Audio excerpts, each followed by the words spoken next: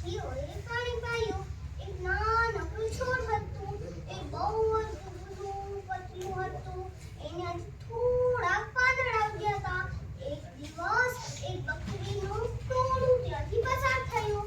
તેમાંથી એક બકરીએ તેના પાંદડા ખાઈ લીધા અને બિચારો છોડ તો રડવા લાગ્યો. મને હજી થોડા પાંદડા ફૂટ્યા હતા, એ પેલી બકરી ખાઈ ગઈ. હવે હું શું કરું? વરસાદ આવતો નથી. એમ એ બિચારો રડવા લાગ્યો. એક દિવસ એક પક્ષી આવ્યું. એ બિચારો બહુ જ થાકી ગયું.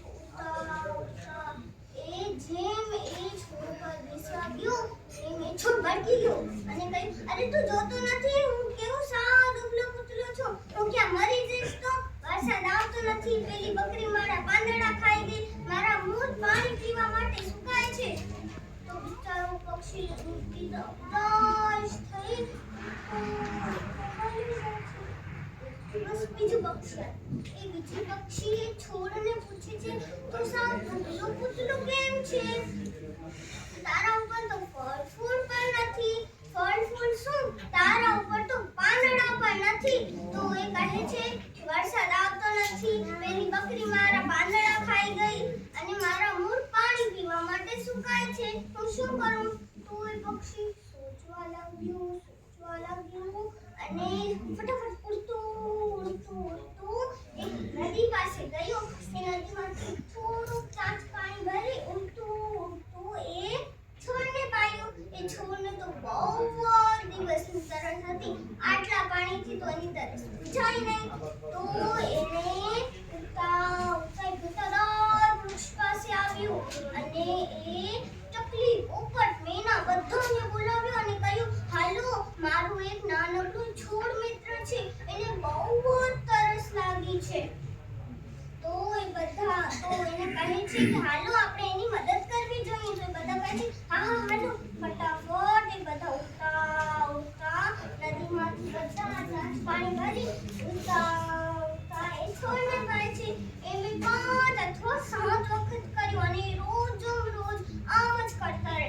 નદીમાંથી પાણી ભરે અને છોડને પાવે. એમ કરી અને રોજ એમ કરી અને ઉનાળો તો હાલ્યું ગયું અને ચોમાસું બેઠું. ચોમાસામાં તો ખૂબ જ વરસાદ પડ્યો અને આટલું જ ખપતું હતું બિચારા છોડભાઈને.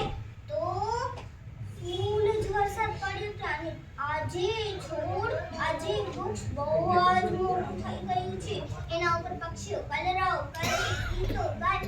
આ જોઈને બિચારા વૃક્ષભાઈને તો બહુ જ સારું લાગે અને ત્યાંથી પસાર થતા લોકો, પ્રાણીઓ બધા એની છાયામાં બેસે.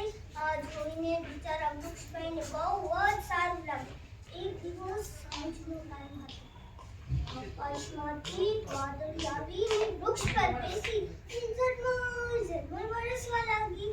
તો બિચારા વૃક્ષભાઈને બહુ જ સારું લાગ્યું અને એ વાદળી વૃક્ષને યાદ કરાવશે.